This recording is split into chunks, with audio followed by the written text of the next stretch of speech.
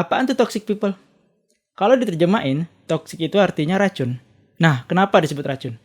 Jadi gini, kalau kalian memikirkan akan berinteraksi dengan orang tersebut, kalian tuh ngerasa cemas, capek, atau bahkan marah.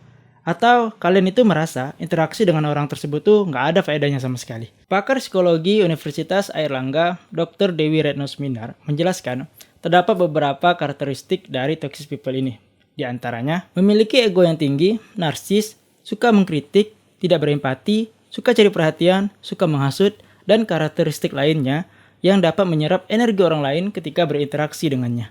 Singkatnya, toxic people merupakan istilah bagi orang-orang yang menyulitkan untuk hidup orang lain. Di sini aku akan share tentang 6 tipe dari toxic people yang kalian sadar atau enggak sering ditemui di sekitar kita.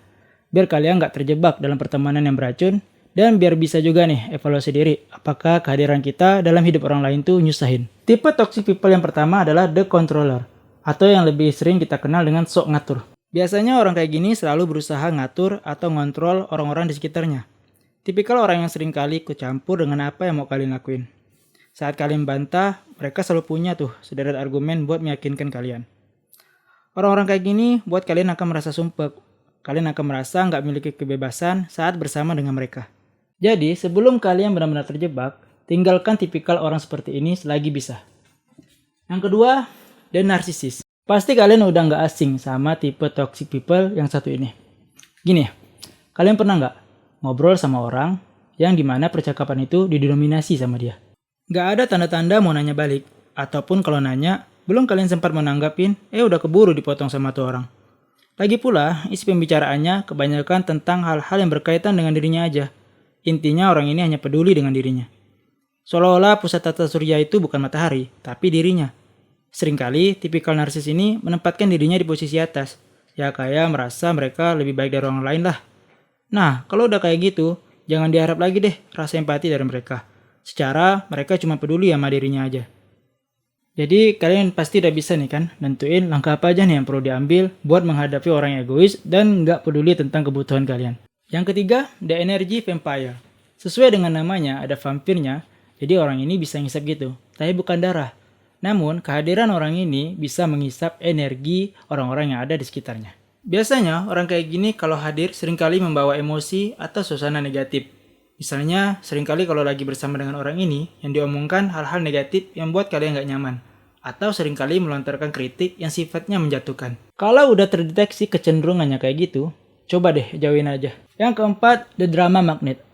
Kalau kalian nemuin orang yang kisah hidupnya kayak sinetron puluhan season, yang kisahnya itu gak ada habis-habisnya, dan itu aja melulu yang dibahas. Ya kalau nggak kisah cintanya, ya apa aja deh yang kisahnya tuh kedengarannya dramatis kalau diceritain.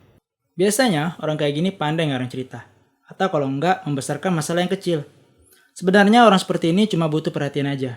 Coba deh, saat mereka cerita masalah yang mereka alami, lalu kalian beri saran. Kalau enggak mereka dengerin, ya udah, berarti tuh orang emang butuh perhatian aja. Layaknya drama yang dipentaskan butuh penonton, dan si drama magnet ini jadi pemeran utamanya. So, kalau kalian suatu saat nanti nggak mau jadi bagian dari drama mereka, mulai deh dari sekarang atur langkah untuk menjauh. Yang kelima adalah the green eyed. Yang paling menonjol dari tipe ini adalah rasa iri, dengki, dan cemburu. Mereka nggak bisa tuh lihat orang lain bahagia, dan parahnya, kebahagiaan orang tipikal ini tuh adalah penderitaan kalian. Jadi kecemburuan mereka itu diaktualisasikan dalam bentuk penilaian yang negatif, kritik yang menjatuhkan, dan gibah. Beracun banget kan orang kayak gini? Jadi kalau kalian nemu orang kayak gini, mesti hati-hati aja. Karena kalian nggak bakal tahu apa yang mereka katakan tentang kalian di belakang kalian. Dan yang terakhir adalah the compulsive liar. Sesuai dengan namanya, the compulsive liar ini adalah seseorang yang seringkali berbohong. Walaupun tipikal ini nggak menyampaikan kebohongan yang besar, tapi orang ini secara konstan menyampaikan kebohongan kecil. Yang menurutnya sih biasa aja, atau hanya sekedar candaan. Namun, bagi orang-orang di sekitarnya, ketidakjujuran yang dilakukan terus-menerus tentu aja terasa melelahkan. Karena seringkali harus meragukan kata-kata yang dia sampaikan. Parahnya, orang kayak gini tuh nggak sadar kalau kalian itu udah muak dengan kata-kata bohong mereka. Selain itu, si compulsive liar ini juga pandai memanipulasi dan memanfaatkan kebaikan orang lain. Dan dia juga bisa membuat orang lain merasa bersalah. Nah, itu tadi adalah 6 tipe toxic people yang sering kita temui di sekitar kita. Perlu diketahui juga bahwa sifat-sifat beracun ini tak selalu tampak jelas. Jadi jangan cuma mewaspadai teman-temanmu, tapi penting banget nih juga buat kamu mengevaluasi diri sendiri. Selain kamu terhindar, kamu juga nggak jadi orang yang dihindari karena mengidap sifat beracun itu.